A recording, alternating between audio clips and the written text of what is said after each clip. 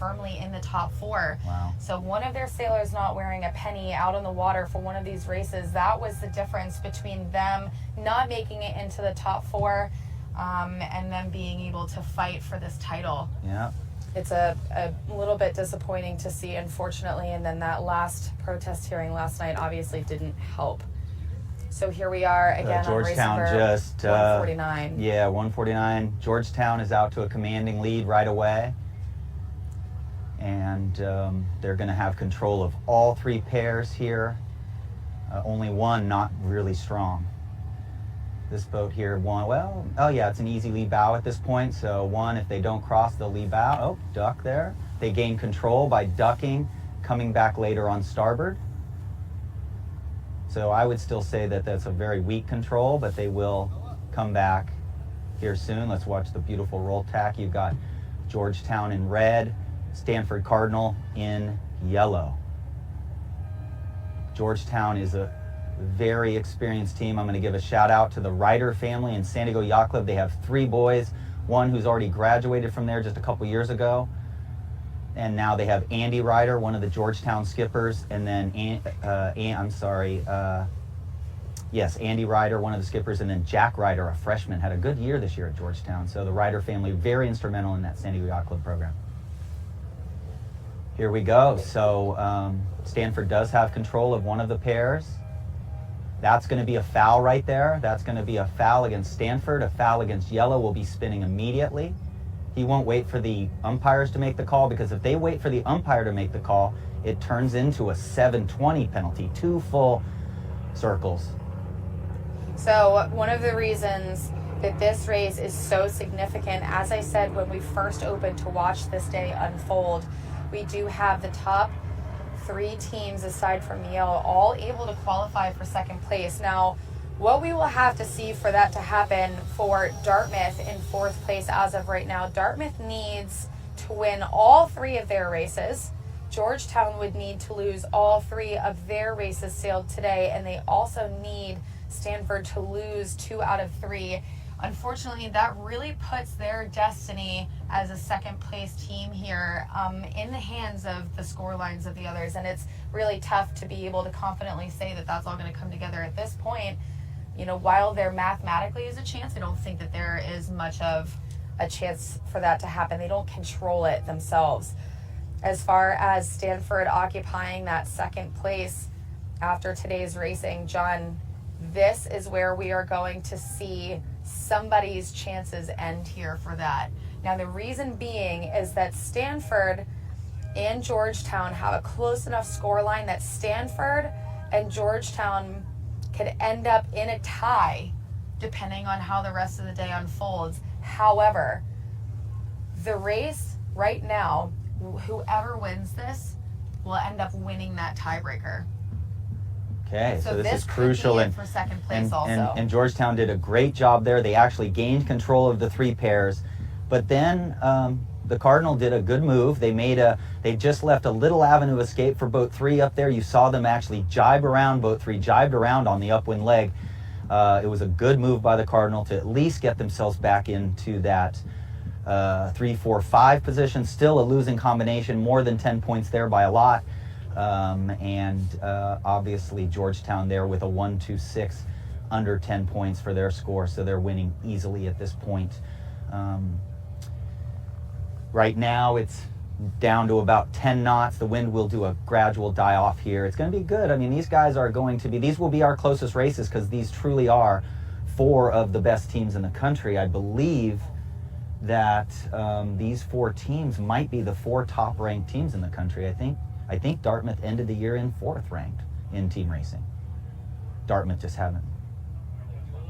So you got Dartmouth, and Stanford's ranked number 1 in co-ed right now. So just incredible teams this whole afternoon. Okay, so here we go with Georgetown just balancing out, keeping everything lined up. That's what young team racers don't do. Young team racers love to win races, love to sail way out in front, and all of a sudden they look back and somebody's made a move on their teammates, and then you know, it's just the difference between young kids team racing and these guys. These guys know how to balance out, get their get everybody in essentially a line of boats and very near each other. So you're watching these jibes. And here we go. It looks like we have a 1-2-6 combination headed down towards that mark number 3 for the Georgetown University Hoyas. But it is a very, very close fleet. They are so condensed going around this mark. It's going to take a lot of control with such limited space between their first boat and their last boat to make sure that they don't allow any room for Stanford to take a little bit of a piece out of one of their players up front in the 1-2. Stanford does have the opportunity to chase down that 1-2 here, and depending on the way that things fold out around mark number 4 and how they decide to play this last weather leg, it is possible. We saw it quite a few times yesterday. Yeah, and the real speed demon is Jacob Rosenberg for the Cardinal. The real tactician, technical, smart sailor. Well, they're all smart in these regattas, but Jack Parkin, just a brilliant sailor. I think that was Jack that just took that beautiful tack out. Roman Scrieve is more of the just natural skill and can do it all. He's pretty fast, he's tactical, he's technical, he gets it extremely well trained, trained very, very hard at a different level than most people out there in the 29er fleet in California.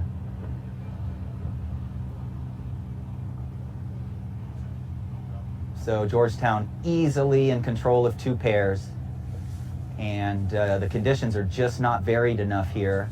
The last beat will be longer than the runs because they are bucking the current right now. So imagine a river going, we are kind of cross current here. It's hard to call on the current here what's happening.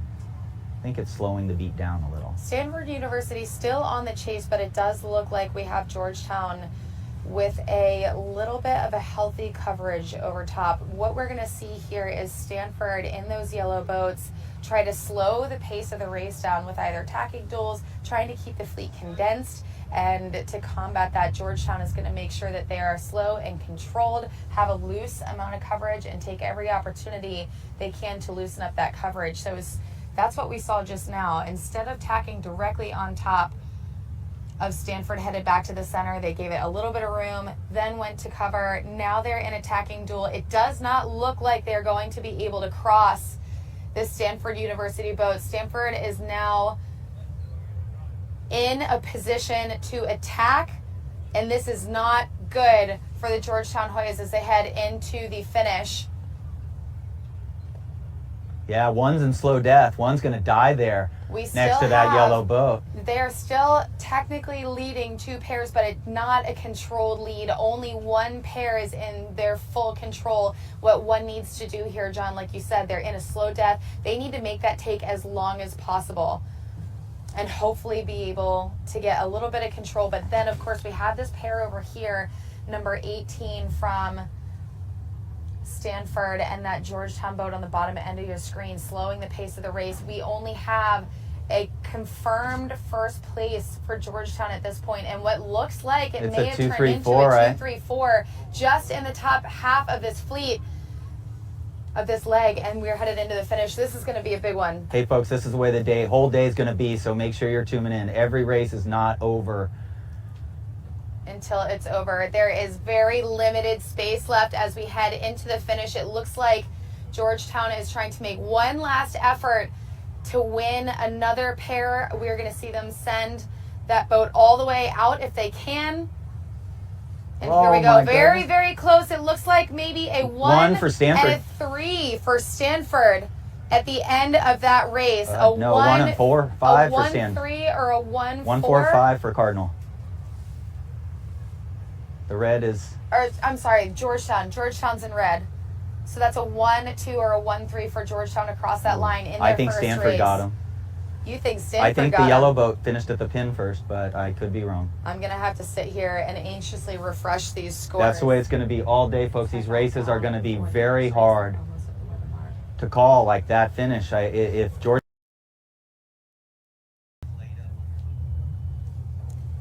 A little bit slower today. Yeah, and I think that Dartmouth boat still has control of 4, that blue boat just up in the middle there. I think they still have control.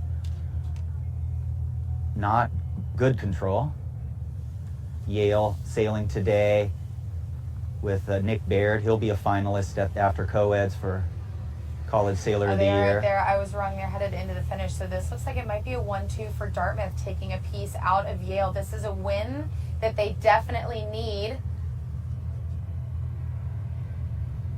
They were left up. I think that was no made foul. It around the bow, but I'm wondering if that's a foul also. If there was no contact and they made it around safely, then that is no foul. And how things fall out today, they might end up coming back here with a bit of a chip on their shoulder, and then sophomores Timothy Greenhouse and Eloise Byrne getting their taste of finals. And you know, with 2 years left to go and this experience out on the water, they're going to be a threat coming up in the next couple of years. Yeah, and with 1 minute to go, the Hoyas there in the yellow, Dartmouth in the, what is that, orange, red? Red. Okay, so less than a minute to go for this pivotal race here.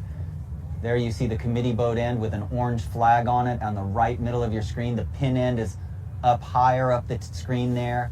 You've got Georgetown leading back in the first pair, and the current would be pushing, that would open up the committee boat. The flooding tide would open up the committee boat. So that yellow boat, 30 seconds to go. that boat has control. The boat nearest you has control over boat 1. They're definitely going to be able to start there in control without barging. It looks like we have one of our Hoyas bailing out of a bad situation, trying to get a clear start on the line. It does also look like teams down near the pin are at a close hauled course, struggling a little bit to make it all the way up. So we have 3 Georgetown Hoya boats set up on top of those Dartmouth teams. Now, what we do see is easily one pair here by the Hoyas, but out to the left-hand side near the pin, or the top left part of your screen, we have one Georgetown boat that just tacked out to center, looking for a little bit more room to be able to clear, and their third boat just bailed out after trying to pin for a reasonable amount of time. Good start by the big Dartmouth green. You know, the over. pin was favored. The starting line was not perpendicular to the wind, so the pin was further upwind. The current coming in made that start a little challenging, but they've definitely got control of one pair. And I think they're going to have the second pair too, but we'll see what happens. I'm not so confident that after the last 30 seconds to a minute that Georgetown is in a very good spot over here with their one team. It looks as though they are winning 2 pairs up to that top, the left side, the top side of your screen. Correct. However, we do have 2 wild cards, so this Georgetown Hoya boat could either be first, but the way that we just saw those other 2 Georgetown boats head back out left, it appears that the left-hand side is favored, and so I'm inclined to think that that is a 6, meaning that we have a 2-3-6 on the course right now. That is a losing pair, but we'll see how they come back together now that Georgetown's tacked. Man, those tacks, just so good. All right, and looking more and more like we have a 2-3-4 scenario. That is a very, very stable winning combination, and a lot of space between that boat number 1 for Stanford, or for Dartmouth leading this race. I'm wondering how they're going to approach this top mark, knowing that they are not in a winning combination, and Georgetown has a very stable one at that. Yeah, this team second in this regatta, and they're only going to graduate Andy Ryder, and it looks like they'll replace him with his younger brother Jack. So Jack will probably get to sail. He's already sailed in the event day 1. Jack, a freshman. So Man, they have San Diego Yacht Club, a shout out to you. You guys have about 20 kids at these events. Great job. So they have a young team, means that they are going to be back. Yeah, Sean Segerblom's a junior, fight and Bill next year. Logue's a junior, and their crew. Oh, they do lose Rebecca Fung, amazing, many-time All-American crew, is going to graduate this year. She'll sail today and the next 4 days. Looks like we have this fleet dividing up into 2 sets of 3, as opposed to 3 sets of 2 across the course. They're called competing pass-back situations. I don't think we're going to see attempted pass-backs here, but just to give you guys a little bit of a descriptor what that's referred to out here. Dartmouth actually gained control on that left side, and now they've lost it again. Getting double-teamed by the Hoyas over there. We do have boat number 3 here, though, on Dartmouth that is inside at the mark and on starboard, and they are slowing themselves up, trying to find a way to be able to do the most damage around this mark. And it looks like they may have pulled the trigger a little bit early and are going to be forced to round at this point. Excellent job by the Hoyas slowing right here onto boat number 2, and they're going to be able to get their teammate through. As there we go, we saw them slow down, trying to make it around the mark nice and clean without affecting their first 2 boats headed around. Still in that 2, 3, 4 stable winning combination. And now what I think we're going to see is the Hoyas, their last boat, is going to try to slow up the 2 Dartmouth boats behind them. Yeah, they're very consistent. They know exactly what to do. Exactly. We've seen this scenario 110 races.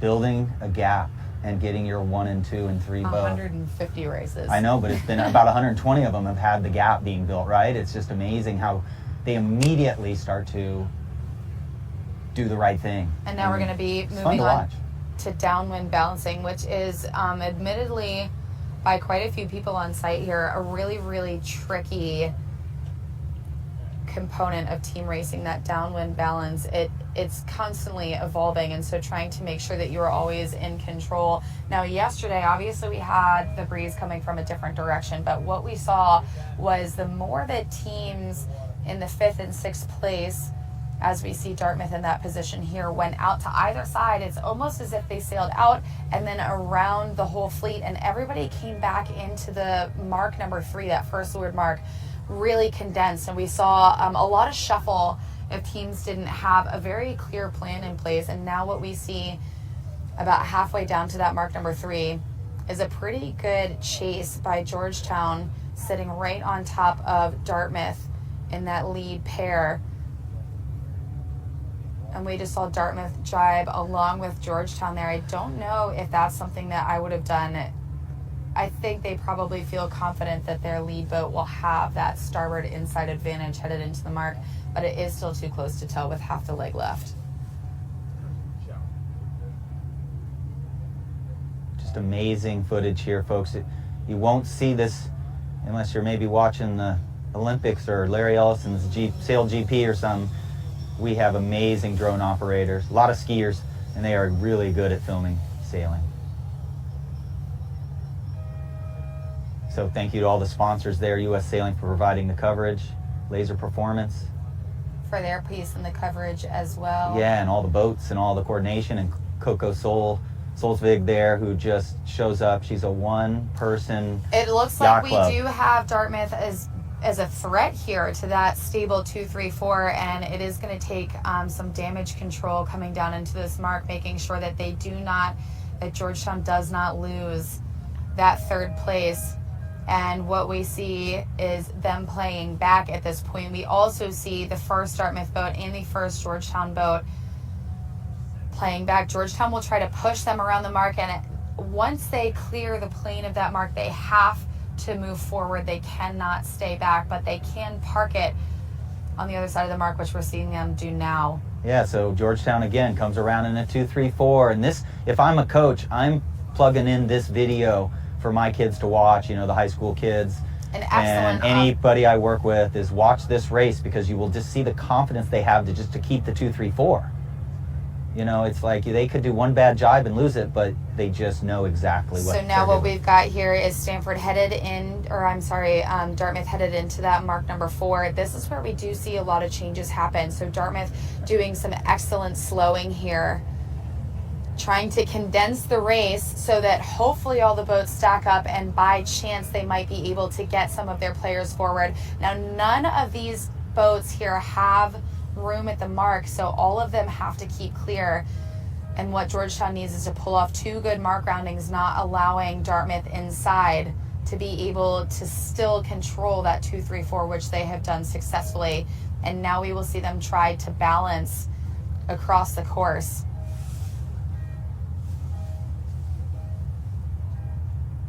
Yeah, you'll see all the techniques that they're using to slow the boats down. On that offset leg, they were over trimming their sails really hard, stalling the sails to slow down, and to play with the overlap situations, both windward and leeward of each other.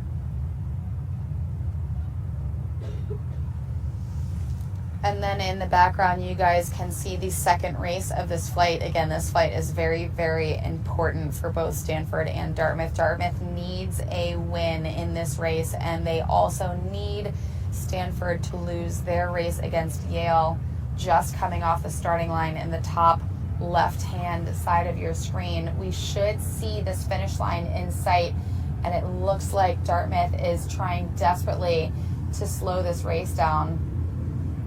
They just induced a tacking duel, and Georgetown is not playing into it anymore. Once again, they do need to condense this race, but we do see a very balanced effort by Georgetown right now, controlling 3 areas of the course and having that blanket coverage on top of 2 key boats, keeping them in that 5-6 position. So now up on the top right-hand side of your screen, that drop in, that is just after the start of race number 152, Stanford against Yale. Stanford is in the blue boats and Yale is in orange, and it looks like it's a little bit close coming off of that line. Yeah, and if you drew a line perpendicular to the wind across the bows of the Georgetown team, it would almost be an exact straight line. So they are about as balanced as you can possibly be. And it's really beautiful to watch. Such high-level team racing at age, 19, 20, 21. These are incredible sailors out on the water. So there is your finish line in view. Georgetown still with a hold on that 2-3-4 winning combination. Now we are going to see Dartmouth's number 1 attempt to make something happen at the last minute. This is exactly what we saw in that first flight, where there is not much real estate left. The teams are all condensing here as they try to make it into that narrow finish line. And I'm wondering what we are going to see Dartmouth try to pull off here. And there you go. The boat on the left is happy with the 2-3-4 for Georgetown. It does. It look like it might end up being, unless Dartmouth takes that one, we might end up seeing Georgetown sneak in there for a first place. Oh, wow. I think that's it. I think we might have seen a 1-3 maybe. At the very least, a 1-3, a 1-4, possibly a 1-4-5 finish there at the end for Georgetown. Wow, another great finish. I'm not super confident that we just saw Georgetown win, but it did look like at the worst possibly a 1-4-5. Yeah. 6 boats is a win. So I'm just gonna mash my refresh button over here, trying to see who did take that race. Once again, we did need Dartmouth to win that for them to have a spot or a chance for that third place spot. Georgetown got off the line a little bit back. Dartmouth got a good start, like I was saying they would, but Georgetown just got back in the race before I could finish my sentence. As all of a sudden they were losing 2 pairs, and then the next second they were winning 2 pairs, and then they just did a 2-3-4 all the way around the course.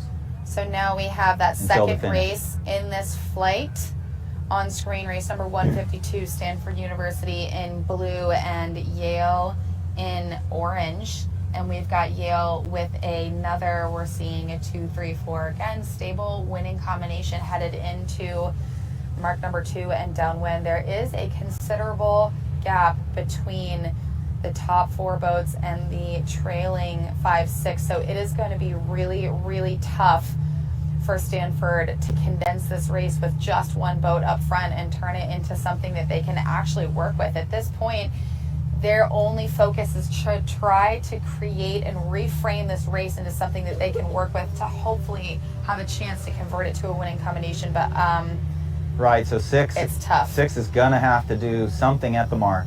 If you're out there learning team racing, you can't do anything now because Yale will be past you before you know it. You got to get to the mark and try to do something. Right. At this point, they need to hang on to that 1. That's their only chance at the mark, just like you said. And those 2 boats in 5 and 6 place probably shouldn't be sitting on top of each other's air like that. Yeah, that will not contribute to making it. That is Roman Scrieve and Sammy Piquel in the lead there in the 1. Sammy's from Newport Beach. Roman is from San Francisco Bay Area. Shout out to all of them, the Piquel family and the Scrieve family. Antoine, who graduated from Stanford, went to the Youth Worlds and 29ers a couple times in the past. Another product of the California 29er program. So we do have updated results, but let's follow this all the way through. Look at Sammy hanging to lure. That's called reach mode there. Pull up the results. Sammy, a freshman there.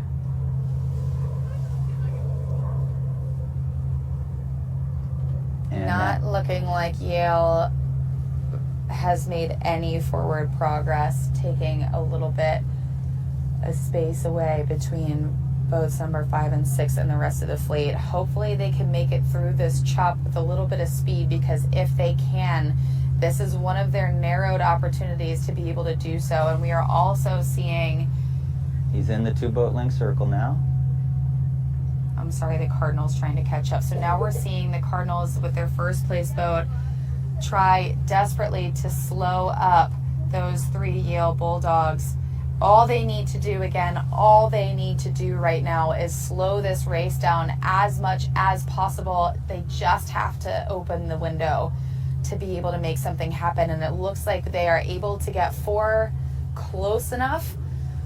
But again, here they head into this mark number 4, and they're on their way up to the finish, and they've got boat number 5. Stanford has boat number 5 still trailing considerably. It is going to be tough at this point. I don't know if keeping the 1 is an option. I think that maybe Stanford needs to play back and try to go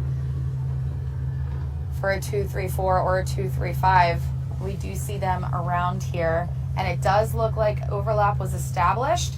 However, Yale will have room at that mark, so we will see Stanford trail around, still in a chasing position.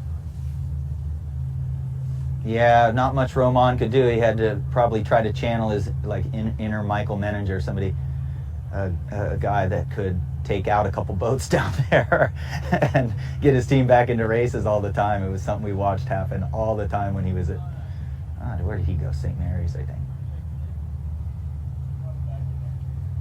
Yeah, that's a lot to ask when you got 3 boats right on your tail there.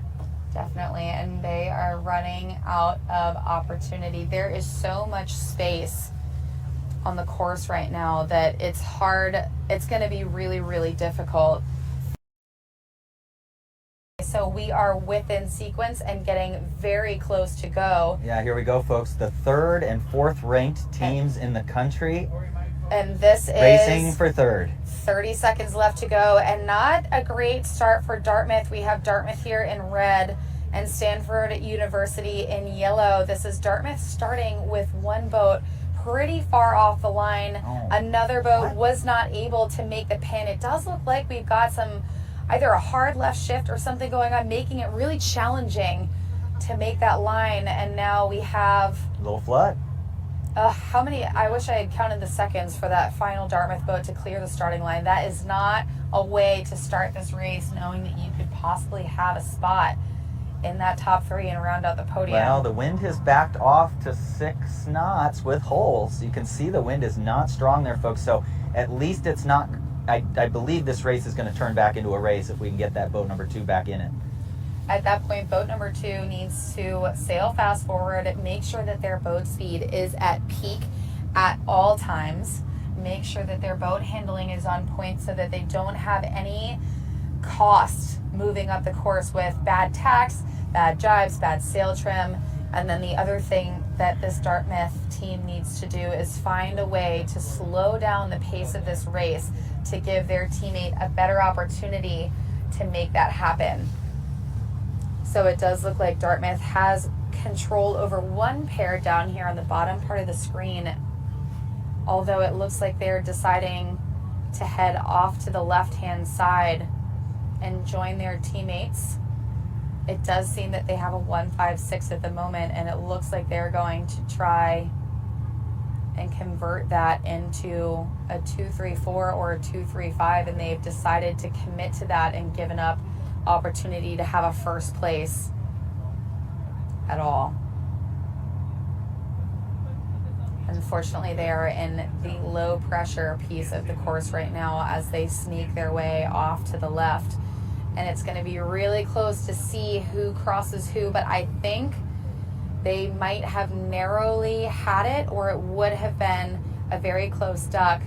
In any case, setting up to the right of these 2 Stanford boats will give them leverage up at the top mark with starboard tack advantage headed into Mark 1. Yeah, But still not very much. There's not much to work with here. They need to slow this race down, and I guess Mark 1 might be their best chance and their first opportunity to do that.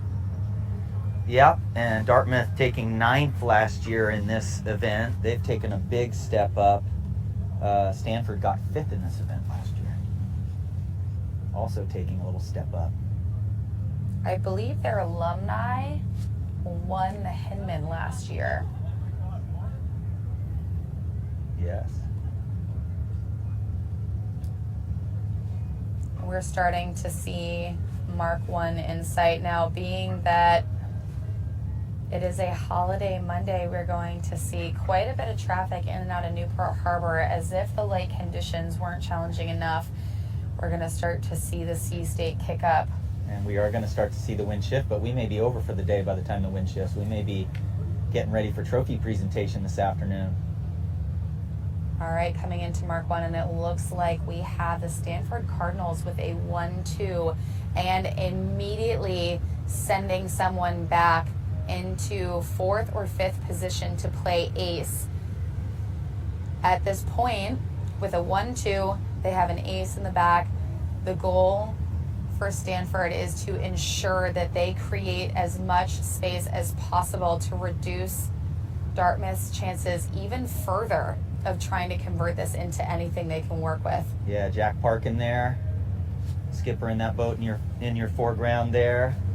Taylor Kirkpatrick, a junior, one of the 3-time conference. So here we go, up at Mark 1 still. It's an excellent job done by Stanford, gaining overlap with the Dartmouth boat behind and just doing anything to slow their boat down. So luffing them up, headed back down towards the mark, waiting for that overlap to get a little bit more firm, and then they will likely work on doing something like that. Again, the focus is to keep both of those boats back. What they do not need at this point for Stanford is for any of those 2 Dartmouth boats to catch up. What they need is for their 1-2 to stay safe and secure, and in the event that that lead Dartmouth boat is capable of catching up, they need the odds to be in their favor with 2 boats against 1 boat. So a lot of work to be done to keep this winning combination safe for Stanford as they head down into race or mark number 3.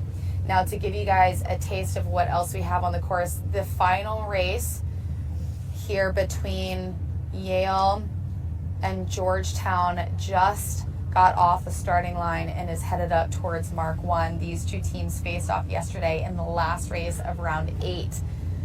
With Yale winning. Georgetown in blue and Yale in orange.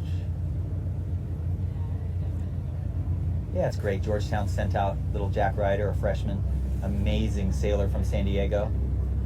Not many kids have sailed more than him. Maybe his buddy Johannes McIlvaine from Cal Maritime. That's an interesting story. Cal Maritime qualified for this, but they're at sea. They had to forfeit their spot. You know what's pretty fun here is that now that for the first and second places are locked in, those are not going to change. And now we have the first and second place team racing one another. I bet now that all the pressure is off, they're just out here to have a good time. This is low pressure, exciting stuff. One more opportunity for especially those seniors on both of those teams to get out and play a little bit more. There's no pressure. They already know where they sit. Yeah, you know, what a nice spot to be in for them. We grew up fleet racing, individual effort and everything, and these sailors just love to pair up and be able to team up and try to do things, you know, together. It's kind of a generational thing too. You know, it's a very social sport here in college, as it is worldwide, but you know, this gives them the chance to go out and be with their buddies and race together. Team racing is a cool format. All right, so now we're going to focus back on race number 1 here with Stanford and Dartmouth, and we do have a few things that have happened. It looks like we've seen 2 Dartmouth boats move up closer and closer to that lead group. They don't necessarily have a winning position yet. Stanford still controls the inside position, the favorable position on starboard jibe at the mark. And so we will see them do a little bit of cleaning up here as they all approach this rounding. Again, the attempt is to try to make as much space as possible between these three boats just about to round and the leading three, but we do see another Dartmouth team who played back and slowed up just a little bit here. Yeah, nice I overlap don't situation understand there. the playing back.